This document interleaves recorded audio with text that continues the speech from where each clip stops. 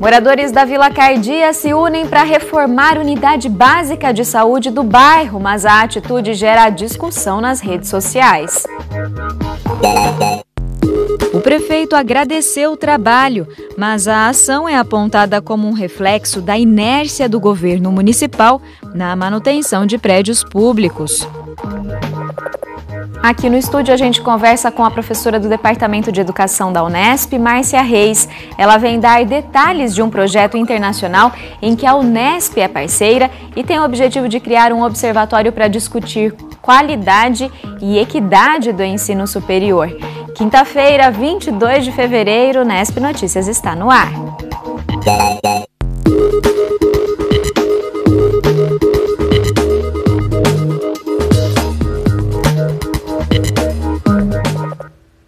Boa tarde. Uma ação voluntária ganhou repercussão aqui na cidade nos últimos dias. Moradores da Vila Cardia se uniram para reformar uma unidade básica de saúde que estava em situação precária. Para muita gente, a atitude representa a falta de atuação do poder público.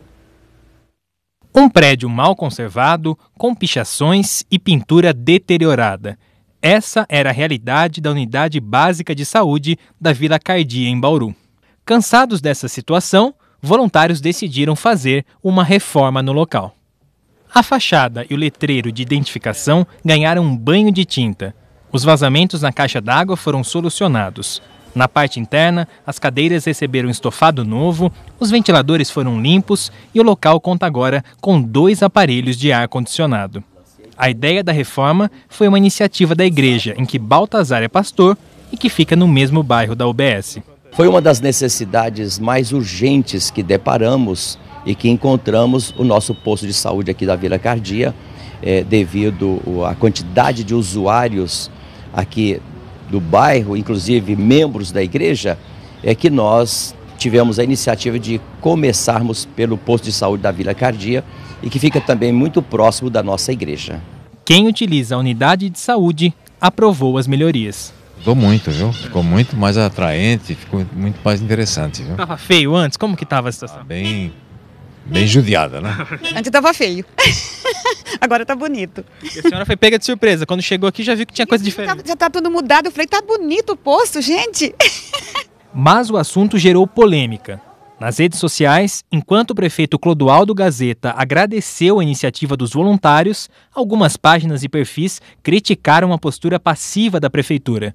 Muitos entenderam que a responsabilidade pela conservação do prédio era exclusivamente do poder público. Afinal, a última reforma feita na UBS vai completar 11 anos em abril. O pastor da igreja não vê problema em contribuir com a manutenção de um bem coletivo. O que nós vemos e que a cultura nos prova é que o poder público tem que dar conta de tudo. Mas nós fazemos uso e somos grandemente beneficiados pelo serviço prestado do poder público. E porque como comunidade usuária do poder público, dos benefícios, não ajudar o poder público naquilo que a gente pode fazer. Não houve sacrifício, não houve esforços extraordinários para fazer. O coordenador do Conselho Municipal de Saúde concorda que a ajuda é bem-vinda, mas enxerga a ação como pontual. Para a população, não importa quem fez, ele vai ser bem atendido, melhor acomodado, isso é tranquilo. E assim, a gente vê no geral isso é importante, essa participação da comunidade, seja a igreja como foi aqui ou qualquer outra entidade que queira. Isso é benéfico. O que a gente precisa tomar o cuidado é que isso não substitui, não tira a responsabilidade do poder público que deveria ter feito. E aí não é só essa. A população cresceu, mas o serviço não. Para essa cientista política, a solução para problemas dessa natureza sempre deve vir do poder público. Ela diz que a iniciativa popular ajuda, mas não resolve questões mais sérias, como a qualidade do atendimento. Você tem o atendimento, às vezes a falta de médico, a falta de horário para o atendimento naquele dia. Então, você tem uma série de questões do funcionamento, né, do sistema de saúde e, no caso do sistema básico, da unidade básica de saúde, que é esse caso, que não funcionam a contento, e só uma pequena reforma não resolve o problema da qualidade de saúde no município. Já o secretário de Saúde, que acompanhou o trabalho dos voluntários, avalia que a participação da população é fundamental e que a administração não está deixando de fazer o que se espera dela. O poder público tem a responsabilidade gestora, não nos eximimos desta responsabilidade da manutenção do prédio público, da sua reforma, mas nós assumimos a gestão há cerca de um ano com praticamente as 40 unidades de saúde, entre unidade básica, pronto-socorro, SAMU, almoxarifado, com condições muito ruins. Então, iniciar todo esse processo, ele é muito complexo a partir do momento em que você tem mais de 40 unidades. Então, olhando para esta parceria junto com a comunidade, a gente pode observar que é um movimento muito valioso. O prédio é um prédio público, ele é um prédio de todos, e esta parceria formalizada junto com entidades, eu acredito que possa sim catalisar, ou seja, acelerar o processo de reforma das demais unidades.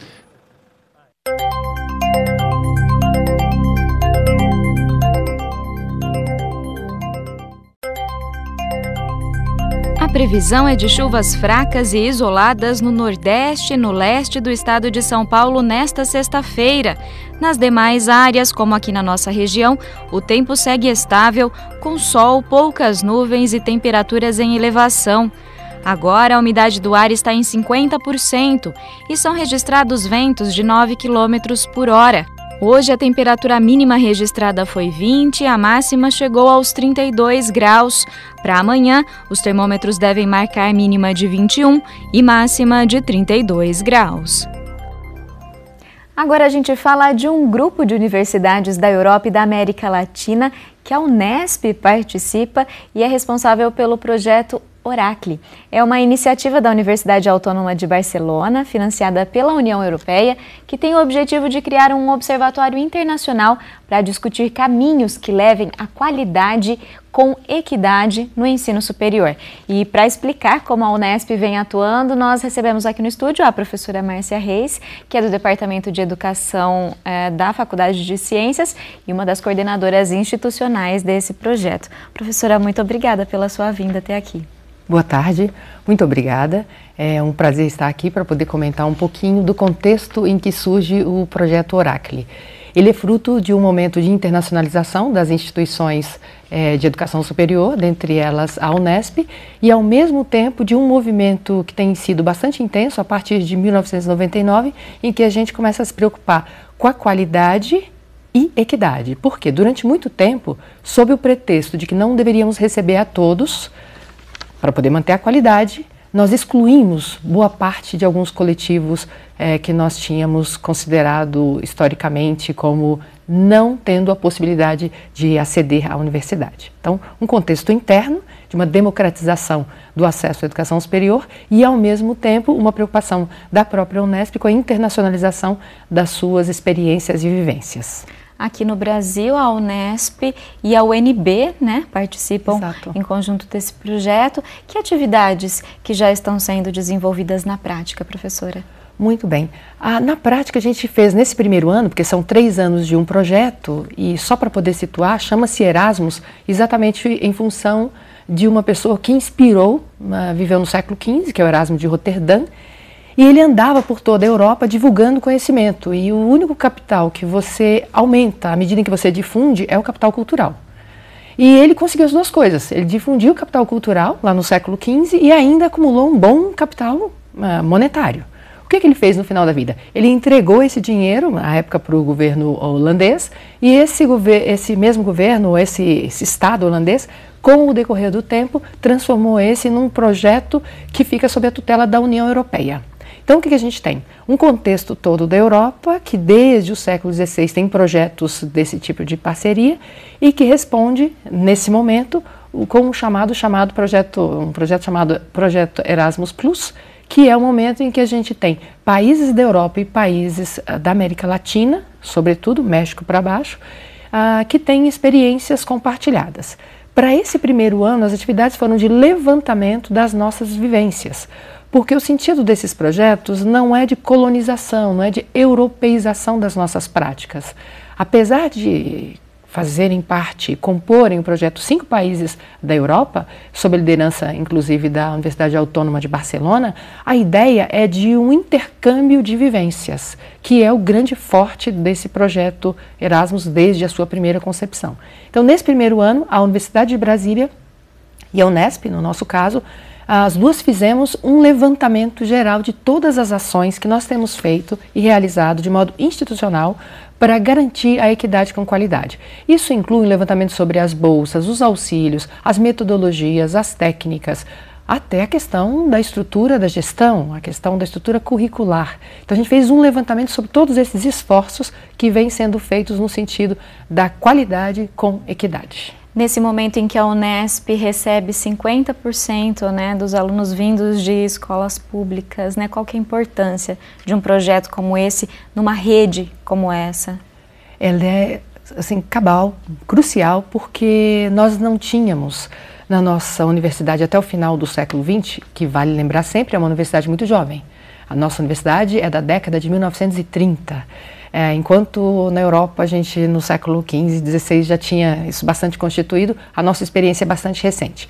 Com um outro diferencial, por exemplo, em qualquer sala de algumas universidades da Europa, você consegue encontrar no mesmo espaço pessoas de distintas nacionalidades. Então eu cheguei a conviver, por exemplo, numa sala que tinha 26 nacionalidades diferentes.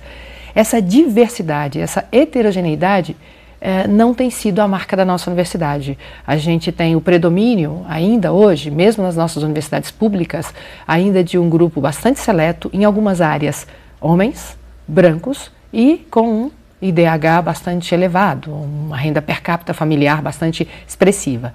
Nesse momento que você aponta muito bem, em que a Unesp faz essa opção por 50% da cota, né, de acesso vindo da escola pública, a gente definitivamente vai ter que se preparar para poder receber todos esses coletivos que historicamente a gente tinha desconsiderado.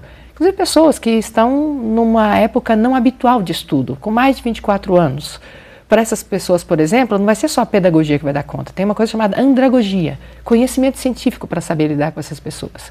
Pessoas com necessidades especiais, ou seja, física ou mental, todas essas pessoas, ou esses coletivos, têm um modo bastante peculiar de aprender. E esse processo todo é científico, é conhecimento que deve ser gerado a partir daí.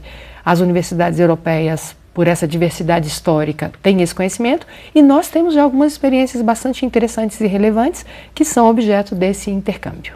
Ou seja, é um crescimento para a Unesp e uma representação também para o país, né? Sem dúvida. Não foi por acaso que nós fomos escolhidos, né?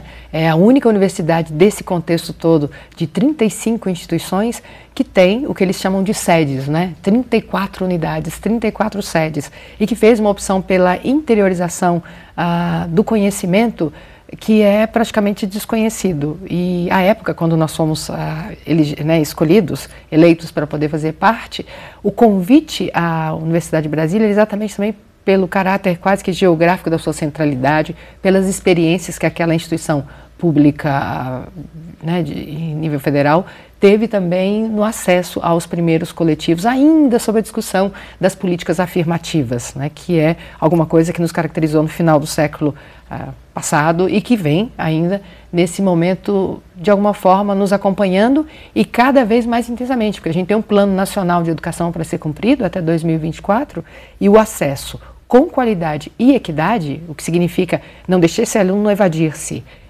fazer com que a sua permanência seja de fato representativa e promova as mudanças sociais que a gente queira, ela precisa desses parceiros todos. Sozinhos a gente definitivamente não conseguiria e não conseguirá alcançar essas metas. Tá certo, professora. Muito obrigada pela sua participação com a gente. Eu que agradeço, Aline. O Unesp Notícias fica por aqui. Acompanhe a nossa programação também pelo site e pelas redes sociais. Eu te vejo aqui amanhã às 5h15. Até lá!